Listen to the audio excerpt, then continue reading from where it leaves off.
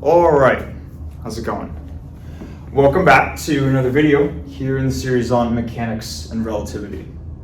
We are still on the section here on central forces, and we've been on it for a little while now, but this is the last video in this section. We are finally coming to an end on our first sort of in-depth topic here in the mechanics and relativity course, going beyond just kind of the base introductory material, right? And what we've been doing really for I guess several videos now is we have been talking about the case where we have a particle that has a mass m and is under the influence of some central force F of r. And we showed how the equation of motion that governs that particle is given by this radial equation of motion right here, right? And this is kind of the case for a general central force, F of r, but we've primarily been interested in the case where F of r takes a specific mathematical form where it has what we call, it's an inverse square law. It has this 1 over r squared like form, right? And we're primarily interested in forces that have a 1 over r squared form because both the gravitational force and the electric force both take that structure. So a lot of the common forces that we see in sort of everyday life have that specific form. So that was kind of the specific type of central force that we've been focusing on, and we've shown in previous videos that if you have an inverse square law central force here on your right hand side, that if you were to solve this differential equation, come up with solutions for r, you would find that those solutions take on the form of conic sections, right? And broadly speaking, we can classify, we said there are 3 to 4 of them, depending on how you think of them. But broadly, we can classify conic sections as corresponding to trajectories for a bound particle or a free particle, right? Where particles that are bound are said to have either circular or elliptical orbits, whereas particles that are free, they're not gravitationally bound to the origin, whatever the origin may be, that would either take on the form of a parabolic or hyperbolic orbit, right? And what we were kind of doing, I guess, in the last video, if you want to categorize it this way, is we were taking a look at this first case of bound orbits. What happens when the particle has a circular or elliptical trajectory? Turns out that sort of the most common application for a particle that's under the influence of a central force that is bound is looking at the orbital motion of planets as they orbit around a star, right?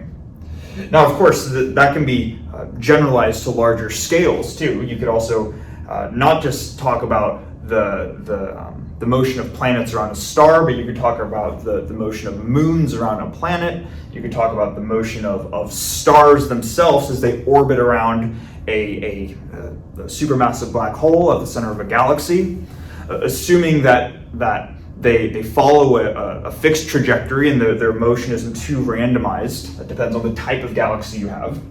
I'm getting a little bit off topic here, and I should reel it back in. But the point is, this orbital motion, right, is kind of in talking just about orbital bodies in outer space is one of the primary applications for bound orbits.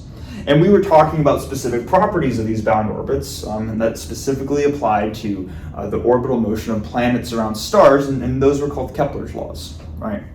So that's what we spent the last video doing, but that was really primarily focused around the bound type conic sections. What we're going to do to sort of finish off this section here on central forces is to say, well, let's take a look now at this the other sort of class of conic sections which correspond to orbits for a free particle, one which is not gravitationally, or I shouldn't say gravitationally, but one which is not bound to the origin. Okay. The primary application where we talk about free particles, or particles that have free trajectories, either parabolic or hyperbolic, is when we're talking about the case of scattering particles. Okay. So what that means is that this video is going to be, it's going to have a couple main goals. The first is just to say, what does it mean when we're talking about scattering particles and just scattering events in general in physics? So we're going to introduce that, but then we're also going to talk about a specific type of scattering, which is known as Rutherford scattering, It's probably one of the first scattering events that people learn about when they're learning physics, and it was the first scattering event, at least that I had heard of, or at least explicitly heard of, I should say. So we're also just going to talk a little bit about Rutherford scattering as well. We're going to talk about what it is, historically, why is it important, what did it tell us about just nature, and then also how can we use the framework that we've developed so far to help sort of mathematically describe Rutherford scattering. Okay. So assuming all that makes sense, I don't want to get too far ahead of myself right now.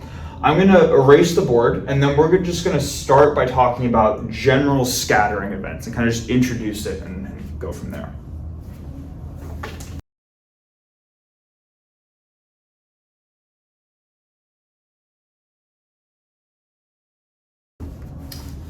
Okay, so we have this interesting sort of looking diagram right here.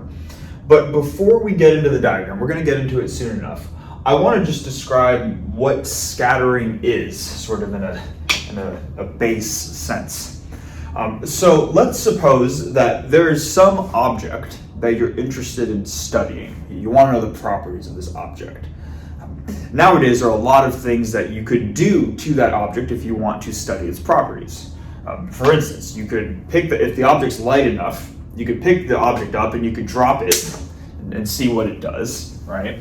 You could also put that object in water, you could heat it up, you could cool it down, you could look at it through a microscope. There are a lot of different things in theory that you could do, but almost one of the most sort of basic and sort of primitive type of techniques that you could do to study any object that you're interested in is to place that object at a given location and to throw stuff at it and watch what happens when you have these explosions or collisions with the object of interest, the thing you're interested in studying, and whatever you happen to be throwing at it, right?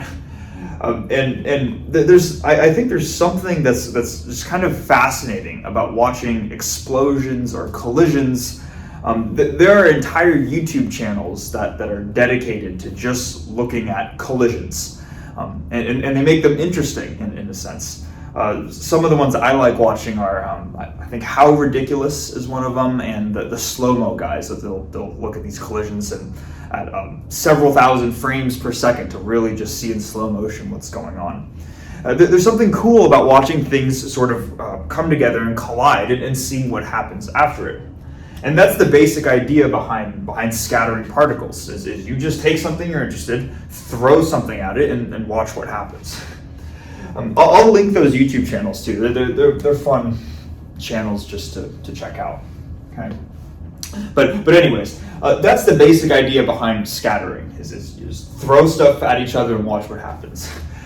Now, this diagram here is supposed to represent that, where the object of interest, the thing that we're interested in studying, is this dot right here. And the thing, so this is what we're interested in. We're trying to throw stuff at this dot. And oftentimes, even if you throw something at your object of interest, maybe your aim isn't perfect and you don't have a head-on collision. But even if you're pretty close to this dot, sometimes there are still interactions that can happen between the object of interest and the thing that you're throwing at this object of interest. I'll probably just call the object of interest the dot, just because it's less words, but that's what we're referring to.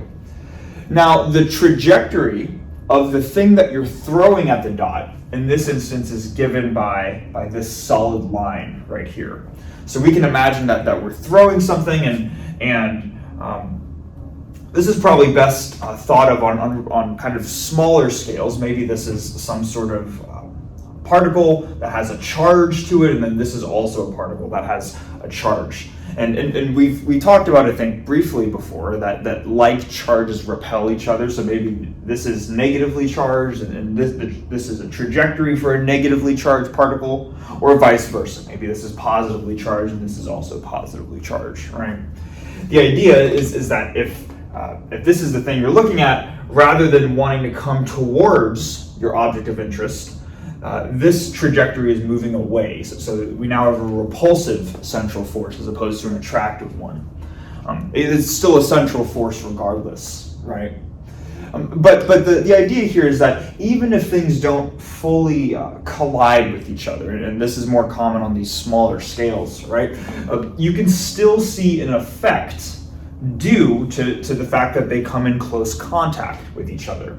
The example of having a charged particle here and a like charged particle right here is an example of that. There is an electric potential between the two that is still causing a deviation in the trajectory right here, and you can still pick up on that and study properties of this dot based off of the curved trajectory. Okay, so hopefully that makes sense. And so that describes the solid line, and there are also these two dashed lines that we drew as well. This dashed line right here is supposed to denote the asymptotic line. If this line were to extend out leftwards to infinity, it would just stay on this line, meaning that when the particle is first thrown, it's thrown maybe all the way over here, and it gets thrown before it curves up. And then this line right here just denotes the other asymptote. So as the particle curves, then it's going to, as it sort of moves away from this dot, it's going to stay on this line right here and just stay along this asymptote. So the dashed lines are just the asymptotes. And then there are these two parameters, b and b prime. And these are known as, in scattering events, these are called impact parameters. It is, if we were to denote our dot, the thing we're interested in as the origin, the impact parameter is simply defined as the shortest distance between this dot and the corresponding dashed line. So b is the impact parameter for this horizontal dashed line right here, and then we have a different impact parameter, b prime, which acts as the impact parameter for this dashed line right here. And hopefully you can see that this length right here forms a 90, if this is purely vertical, this dashed line is purely horizontal, naturally it's going to form a 90-degree angle with the line itself. All right. So that's all explaining what we have here. And the one assumption that we're going to work under with our generalized scattering event that we have right here is that whatever the potential, the central potential is that is causing this type of scattering event, the only condition that we're going to impose, which is a very common physical condition, is that the central potential needs to go to zero when you're very far away. And this is true with both the gravitational potential as well as the electric potential. They're 1 over r potentials, inverse, r to the minus 1. So as r gets really big, as that goes to infinity, the corresponding potential goes to 0. Okay? So this is the only mathematical condition that we're going to impose. Now, besides just describing what this is and getting familiarized with scattering events, what we can do is there are a couple of basic statements that we can make about a scattering event with just the setup alone. The first thing is that we know that if we were to take a particle and we were to throw it at this dot, and it starts all the way over here, and then it sort of does this scattering event, forms a hyperbola, that when the particle is moving on the trajectory, energy is still going to be conserved for that particle. And well off in the distance, we can approximate as r is infinity, well over here, and the same as r is infinity all the way over here at the very beginning of its trajectory. And I guess if you want to call it the very end of its trajectory, as r goes to infinity, the potential energy of the particle goes to 0. So that means the total energy of the particle is simply its kinetic energy. And maybe let's write this out. So we know that for the particle we're throwing, that energy is conserved. And technically we can say that the kinetic plus the potential is how we can write the total energy. So I have kinetic final plus potential final. But again, at these boundaries, when we're infinitely far away, or we can approximate very far away as infinitely far away, there is no potential energy term, and we just have that the kinetic energies are equal to each other. So we know how to write out the kinetic energy. That's 1/2 mvi squared. We're going to denote vi as the initial velocity. That needs to equal 1/2 mvf squared, the final velocity squared. Obviously, you can simplify this to end up saying that the initial velocity needs to be the same as the final velocity. And because the initial and the final velocity are the same, we can just give it a common name of v. So that's one thing that we can determine just from energy conservation, that we're not saying that the particle always has a constant velocity, but rather when we're very far away over here and very far away over here, it's going to have the same starting and same ending velocity. Okay? So this is one result for just a generalized scattering event. Comes from conservation of energy. Now also, conservation of momentum still applies, and conservation of angular momentum still applies. So what that means then effectively is that this quantity L, the angular momentum per unit mass, is going to be constant. I'm using lowercase l, the angular momentum per mass, because this is the quantity that shows up in that radial equation of motion, right? So this quantity is conserved, it's constant. And what we can actually determine the value of lowercase l just based off of a few sort of clever arguments. And I think this is kind of interesting. So there are a couple arguments for determining the mathematical form of the angular momentum per unit mass. And the first thing that we can do here is let's take a slightly different scenario than what we have right here. This is going to still be maybe our starting point, and we're just going to assume the starting point is very, very far away from our dot. But for a moment, rather than assuming that the dot produces a potential like this, let's suppose that the dot has no effect on our particle whose trajectory looks like this line right here. And we can ask ourselves, if we were to take a particle that's very far away and we were to just throw it sort of in this direction towards our dot, but also the dot has no influence on the particle at all, we can ask what would happen to this thrown in particle that comes from very far away. Would it still have the same curved trajectory? And maybe take a minute to pause to think about it. Okay, assuming we've paused. The answer would be no, right? Because this curved trajectory right here only gets produced under the assumption that this dot produces some sort of corresponding potential, V of r. And it's the V of r that causes this hyperbola type trajectory. But if V of r, the potential is exactly zero, meaning the dot has no influence, then it's almost as if the dot isn't there and we're just throwing a particle to the right at some constant velocity. So the particle would just move in a horizontal line. It would move along this dashed line with constant velocity v for all eternity. That's what would happen if this dot here had no influence, right? Now, interestingly, even in the case where the dot has no influence, the v of r is exactly zero for all values of r, the angular momentum of this thrown particle is still conserved. And what that means is that the angular momentum here is the same as the angular momentum here, is the same as the angular momentum at the impact parameter, or I guess located at this point where the impact parameter is defined right here, and it's the same along this entire horizontal line.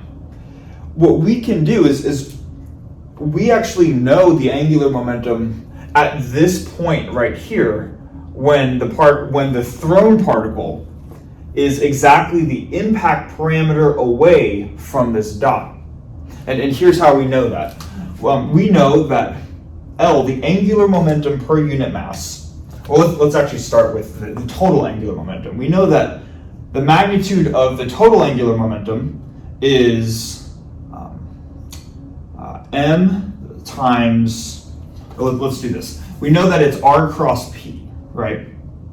R cross p, where p is the linear momentum. We can rewrite this as r cross m r dot. And then we can move the mass out because it's a scalar, right? So m times r cross r dot. That's an expression for the magnitude of the total angular momentum of the particle. Now, we can relate this then to the lowercase l, the angular momentum per unit mass, by just dividing out the mass. So the angular momentum little l is simply the magnitude of r cross r dot. Now, let's ask ourselves, what is r and what is r dot in the case where this thrown particle is located right here, about an impact parameter's distance away from the object of interest? Well, we would say, okay, and we're assuming this object of interest, by the way, is the origin. So we can first ask what r is. R is going to be just the distance from here to here. So that's going to be b. Then we can ask what r dot is. Well, again, if this object of interest has no central potential, we said that the thrown particle is going to move at a constant velocity. So that constant velocity is just the same as its initial velocity, which is just v. And then we can ask ourselves, what is the angle between them, right? It's a cross product, so we have the sine of the angle between them. Well, if there's a particle right here, the position vector is pointing directly upwards towards where the particle is.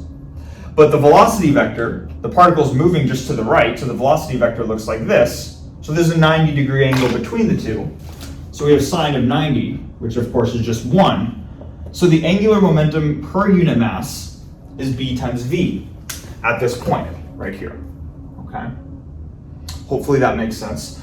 Now, of course, because the angular momentum is conserved, if it's b times v at this point, it needs to be b times v at this point, and at this point, and at this point, and at any point along this horizontal dashed line, including this starting point that we start out very, very far away. So maybe I'll even write this over here, that just from that argument alone, L equals B times V, all the way over there.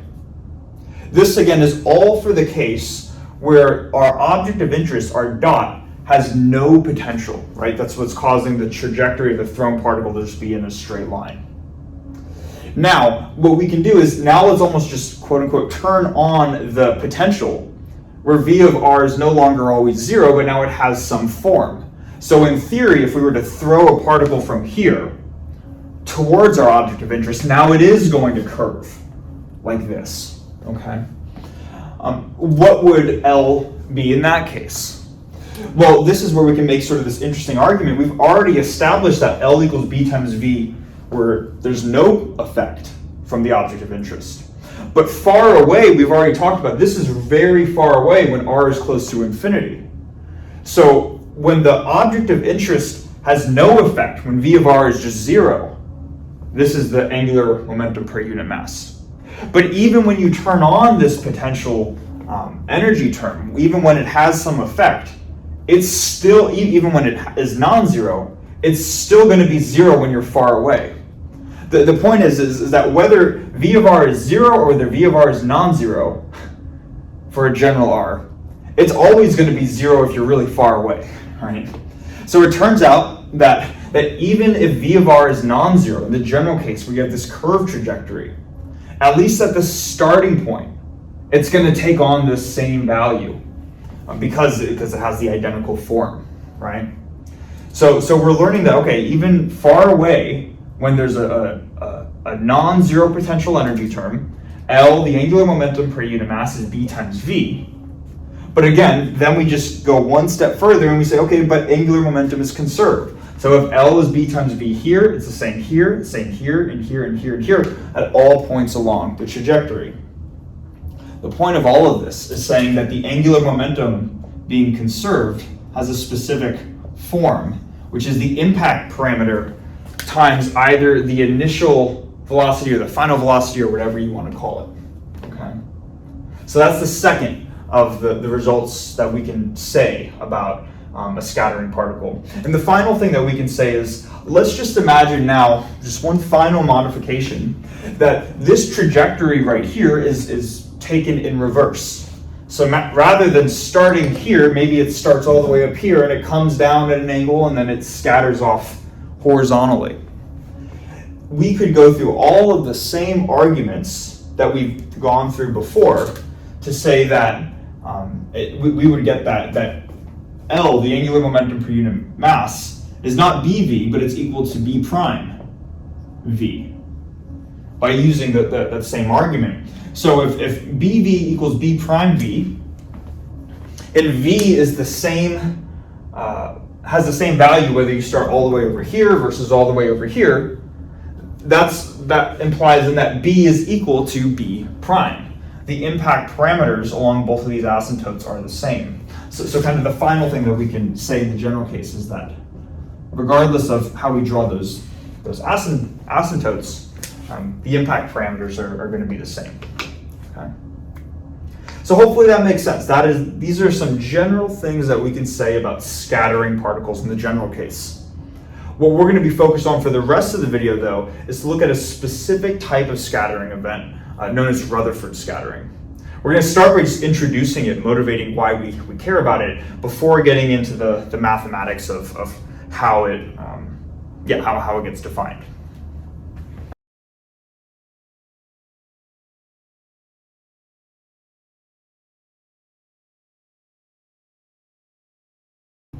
All right, so admittedly, I guess it's a little bit sort of cluttered towards the top left end of the board here. This is all supposed to be for Rutherford scattering. That's what we're going to be talking about for the rest of the video. Now, in the lecture notes, if you look at David's or Dexter's lecture notes, they kind of just go into the mathematics of it, showing why Rutherford scattering has the mathematical form that it does. And we're going to do that too, but I want to just first talk about Rutherford scattering. What is it? Why is it important in sort of the context of physics? Because if this is our first, I'm assuming this is a first physics course, or I'm working under the assumption that we have not yet taken a physics course. We're learning about physics for the first time, but we have a lot of mathematical background. If that's the case, then we might have not heard of Rutherford scattering before. For me personally, I didn't hear about Rutherford scattering until my third physics course when I was an undergrad. So I want to just talk about what it is. In order to understand the relevance, we need to go back over 100 years ago, in the early 1900s, when the notion of what an atom was still being uncovered. I think a lot of times people will sort of take for granted things that were just not intuitive to us. By us, I mean humans, a long time ago. One of the common examples is learning that the Earth is round, right?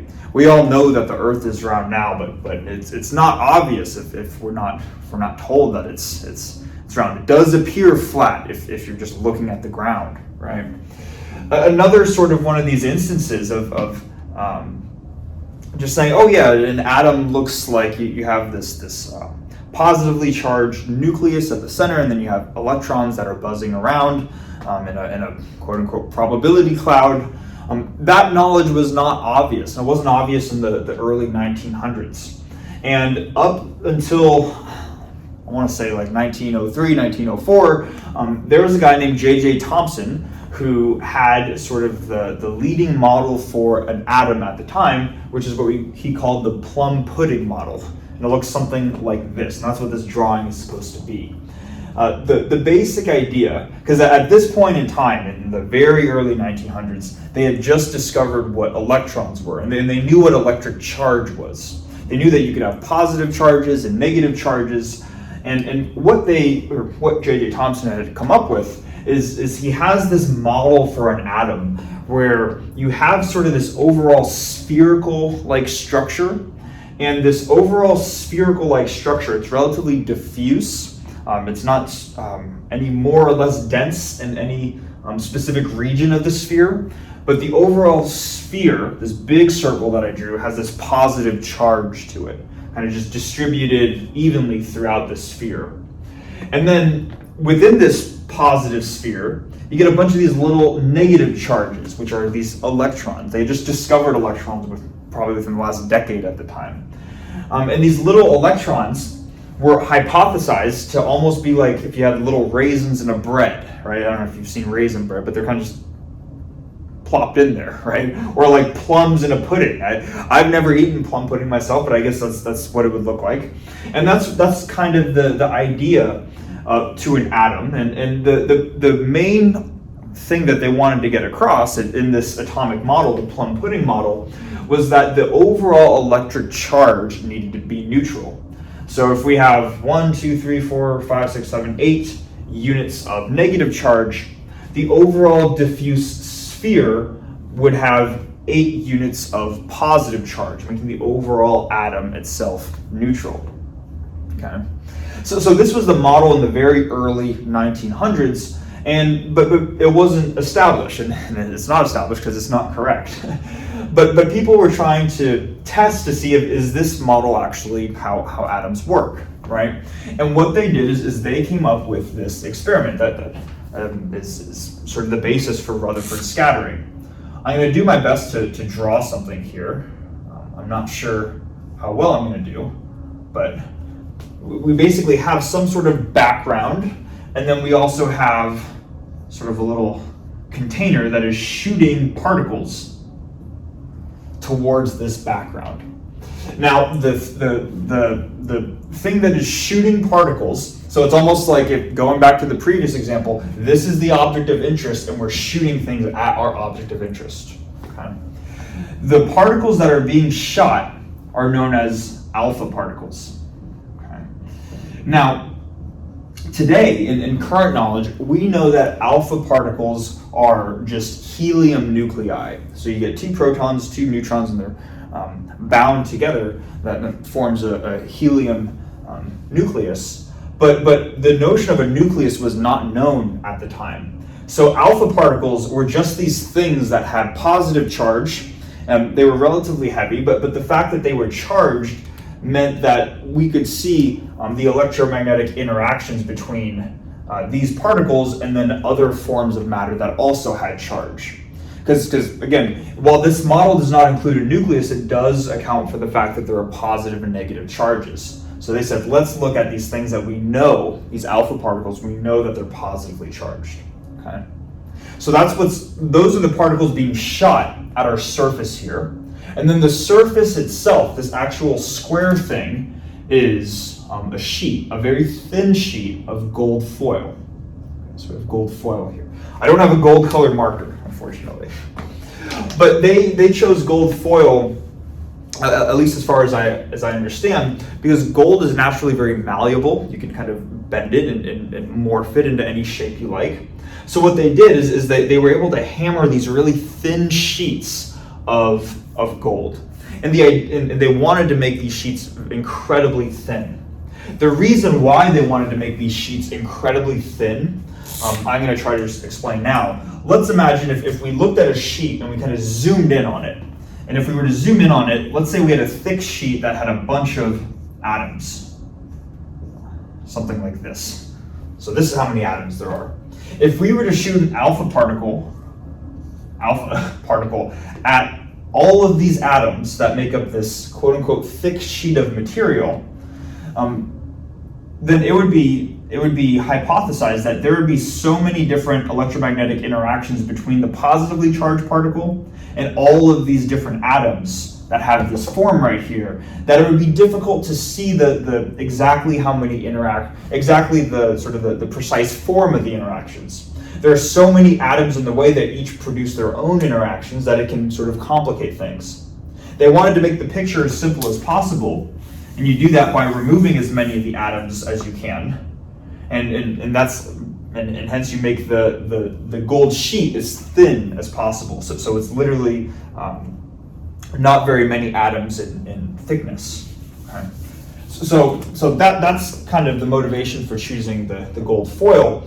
And what they were, so this was just the experiment, known as the Rutherford scattering experiment. They just shoot these alpha particles at this thin sheet of gold foil, and they say, what happens? Throw stuff at the thing you're interested in and see what happens.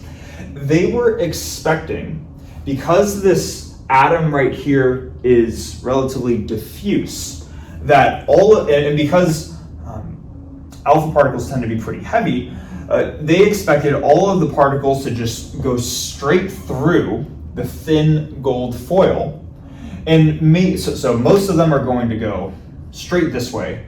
You might have a couple of them that experience slight deflections in one way or another due to the internal structure of the gold atom that they thought looked like this. So they thought we might have a couple that had these slightly altered trajectories. But the main thing that they were expecting, if this model was correct, is that they all needed to sort of almost get shot out in this very thin-like cone as they exit the gold foil. Okay? That's what they were hoping for. That's what they were expecting to see if this model for an atom was correct. Now, what they actually saw was much different, and the results were so shocking, and this is probably partially why Rutherford scattering is so significant. What they saw was partially this. What they actually saw was that most of the atoms went straight through the gold foil on this trajectory. Some of them had, a smaller fraction of them had these slightly deviated trajectories. But what they did not expect to see, and the thing that really puzzled them, was that there were even a few alpha particles that did not leave at these angles but left at right angles. They would get shot and then they go straight up or straight down. And then in even more extreme cases, there would be ones that would occasionally bounce backwards, something like this. Some of them, in very rare instances, would go directly back towards the thing that's shooting the alpha particles in the first place. And this was very confusing because if you have this diffuse sphere right here, what is causing the thing to completely, if you have a particle that's hitting this atom, what's causing it to completely bounce back? The analogy that they gave, or that, I think it was Thomson or Rutherford, the analogy that was given is they said, imagine you have this 15-inch sort of shell that is shot at a piece of paper, this massive sort of artillery shell shot at a piece of paper, and rather than going through the paper, it comes back and it hits you. It was completely, it was very confusing for them. But what was going on, and what they ended up realizing, is that positive charge is not sort of diffusely spread out throughout an atom, but rather you have this nucleus in the center that is positively charged and it has protons and neutrons, what we know now. And then you have these sort of electrons that are sort of buzzing around on the outside of the atom, right? So Rutherford scattering kind of introduced the idea that a nucleus is a thing, and what was causing an alpha particle to go in and then go directly outwards is the case where an alpha particle, if we think of this as sort of our picture of an atom now, it's supposed to be more or less in the center, but in the case where our alpha particle just directly hit the nucleus, this very heavy and dense part of the atom, then in that case it would go directly backwards, okay, and back towards the detector. And then these other cases where they're getting deflected at sort of 90 degrees or these more extreme degrees is if they're hitting varying parts of the nucleus, right, and causing deflections to go off in these different directions. But Rutherford scattering is significant in physics because it was the experiment that helped us discover what a nucleus, that a nucleus exists within an atom, this very dense positively charged region at the center, right? So hopefully that makes sense if we haven't heard of Rutherford scattering before. I just wanted to talk about that before getting into the math, before we in case we haven't heard of it. Now, that being said, let's actually get into the math of how can we describe trajectories for an incoming particle that hits an atom that has a nucleus at its center.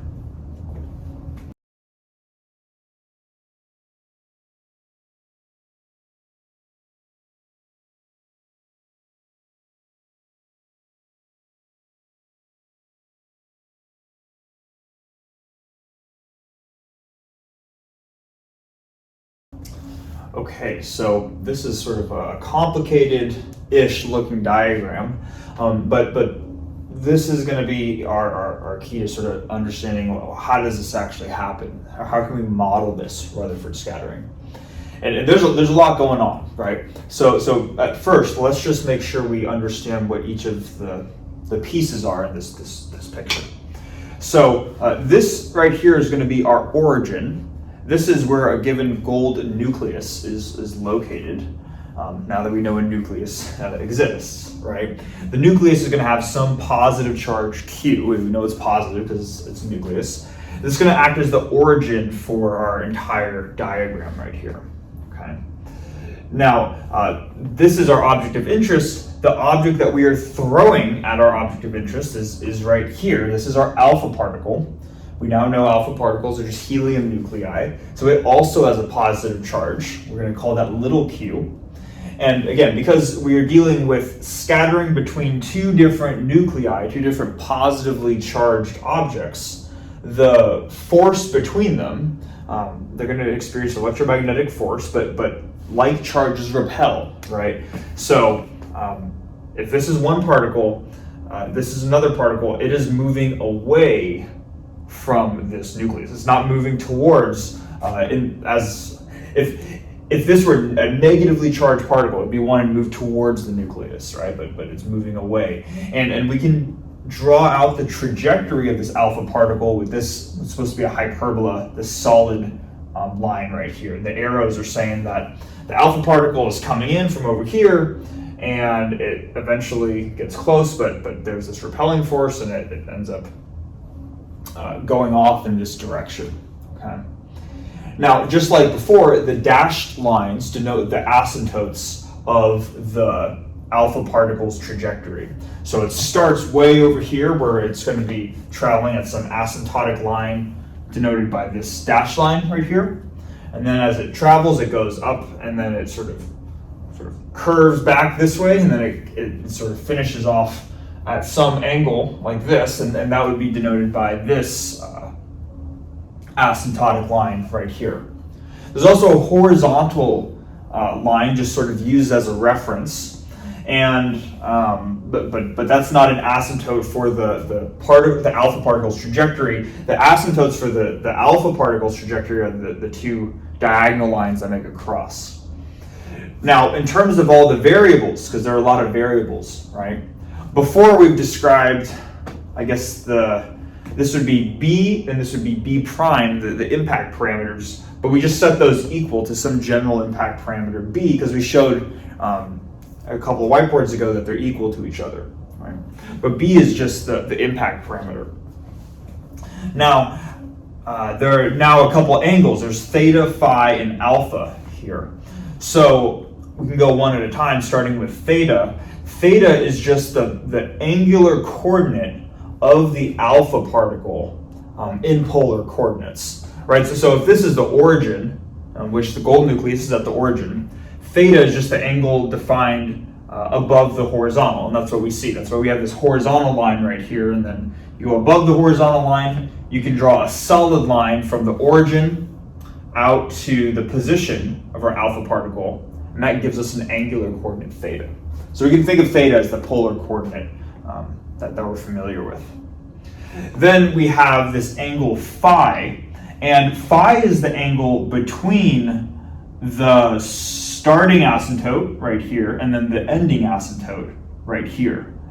So we can see it's the angle that is made by the two intersecting diagonal lines. We can think of this as the total amount of deflection that this alpha particle experiences, or a way of parameterizing the total deflection that the alpha particle experiences. This phi is going to be the amount of deflection. We want to think of this as the amount of deflection, right? So this is going to be an angle of interest going forwards. And then finally we have this angle alpha. They probably should have called it something else. I used alpha just because that's what was used in, I think, David Tong's lecture notes. It's not the alpha particle. The alpha particle is this little dot right here. It's simply an angle that is made between the horizontal and then a given asymptote, right? And it's symmetric. So alpha is going to be here, and is the same thing right here. Now the first thing that we're going to do is we're going to be able to relate this total amount of deflection angle phi in terms of the alpha angle. Okay. Going forwards too, if I'm going to refer to the particle, the alpha particle, I'm going to say alpha particle. Every time I write alpha though, it's going to be referring to this angle. Again, sorry for the confusion. I probably should have just called it beta, but whatever. It turns out we can relate this angle phi to this angle alpha because we know that if we were to look at the total angle from here all the way over to here, that would be half of a full rotation. That would just be pi radians, right? So we would say that phi is equal to pi radians, but we want to subtract off this component, right? Or rather, I should say phi plus alpha, so 2 alpha plus phi gives us the full half circle. It gives us pi radians. But if we were to isolate for for phi, we would get that phi is equal to pi minus 2 alpha. Okay. So this is one relationship that we can establish. Now, the next step towards sort of developing a concrete mathematical structure for this is to go back to the equation for a conic section in polar coordinates. This is something we've seen in previous videos. I forget exactly which ones, but I believe we've seen this a couple times now, where we said that for a general conic section, r of theta is going to take on the form r naught over e cosine theta. And then, is it minus 1 or plus 1? It is minus 1. Okay. I always forget if it's minus or plus, but this is the general form for a conic section in polar coordinates. Now, what we can do is we can sort of use this equation based off of some asymptotic behavior for the trajectory of our alpha particle as it goes from here all the way to here. Hopefully this makes sense, but I guess I'm asking, but I'm also hoping that it makes sense that if our alpha particle is starting all the way over here and then it goes on this trajectory and then it asymptotically goes off on this dashed line, right? That as this particle goes off to infinity, or let's even write this out. So as r goes to infinity, its distance from the origin, from the gold nucleus becomes infinite, then this solid line denoting just where the particle's position is, eventually is going to become parallel with the asymptote, right? If it's going to travel along the asymptote, it's eventually, this line and this line need to be parallel to each other. It's going to have the same trajectory as the asymptote. What that means then, because both theta and alpha are angles relative to the horizontal, in the limit as r goes to infinity, then this angle is going to be the same as this angle. So as r goes to infinity, we have that, in that limit, we're going to have that theta is going to equal alpha, this specified angle right here. So using this knowledge, and then also using just the general form for the equation of a conic section, we can come up with a starting equation. So we can say what needs to how can we apply this to the equation of a conic section? Well, first we would need to make this r of theta quantity become infinite. You'd ask, how do you do that? Well, you set the denominator to go to 0, right? Because r naught is a fixed constant. So you set the denominator to go to 0. So you need e of cosine theta minus 1 to go to 0. But not for that. This isn't going to be true for a general theta, but specifically when theta is equal to alpha. So we have e of cosine alpha minus 1 equals 0. We can simplify this a little bit further and say that e cosine alpha is equal to 1. Or if we were to isolate for cosine alpha, we get that cosine, hopefully we can see this down here. Cosine alpha is just 1 over e, this. And then what we can do is we can plug alpha in, or we can isolate for alpha in this equation to rewrite cosine of alpha in terms of phi. Because phi, again, the total amount of deflection is something that we're going to be inherently interested in. So let's just isolate for alpha in this equation. We're going to get, see, we add 2 alpha to the other side. We get 2 alpha equals pi minus phi and divide by 2. So we're going to get that alpha equals pi over 2 minus phi over 2. So now let's just plug this in for here, where we see alpha. When we do that, we get that cosine of pi over 2 minus phi over 2 equals 1 over e. Realize I'm almost running out of room here, right? But notice that if we write cosine this way, where the input is shifted by pi over 2, another way of saying that's just a sine function, right? So another way of writing this is that we just have sine of phi over 2 is equal to 1 over the eccentricity. Okay. So hopefully that makes sense. Just kind of using some definitions as well as this condition. As r goes to infinity, we're eventually going to have that theta is equal to alpha. Now the next step in all of this is relating the energy of our alpha particle to the eccentricity. There's an equation for this that we've seen at some point before, but if we don't remember it, that's okay. I'm going to erase, I'll probably keep this on the board. Sine of phi over 2 is 1 over the eccentricity. But then just write out that equation relating the energy to an eccentricity, and then we're going to continue from there.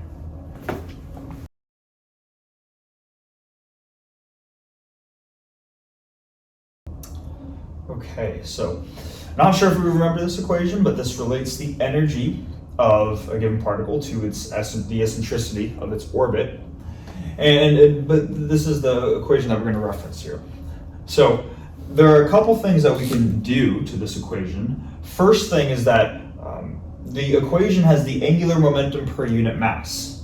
Well, what's nice is we already know that the angular momentum per unit mass is the impact parameter b times the either initial velocity or the final velocity of the alpha particle, which we can call v. So we can rewrite this as having the same numerator, mk squared, divided by 2, and then instead of L squared, I'm going to write b squared, v squared. And then for the eccentricity, we have this expression over here for 1 over the eccentricity. So we can just write that E is 1 over sine of phi over 2, like this. So E squared then is going to be 1 over sine squared of phi over 2 minus 1. Now you could do a little bit of trig to show this. Don't know if we want to, but you could write this as 1 minus sine squared divided by sine squared, right? By just rewriting this number 1 as sine squared of phi over 2 over sine squared of phi over 2. 1 minus sine squared is just cosine squared. And then, so you have cosine squared over sine squared, that gives you cotangent squared. So this expression right here is equal to mk squared over 2b squared v squared cotangent squared of phi over 2. Okay. Now, next, we're going to rewrite the expression for the total energy of a particle. The total energy of a particle, of course, is the kinetic plus the potential energy. But we're going to make use of the fact that when a particle is very far away, the potential energy effectively goes to 0. And then in that case, it only has kinetic energy. But because the energy is conserved, the energy over here is the same as the energy here, here, here, here at any point in the orbit or the trajectory. It doesn't matter how we write it, but we could write it only in terms of the kinetic energy. So we're going to do that by writing this as 1/2 mv squared, the total energy when the particle is all the way over here at the very start of its trajectory. And we can use the same v that's located right here, because again, v is either the initial velocity or the final velocity, but whatever the velocity is when the particle has a negligible potential energy. Okay.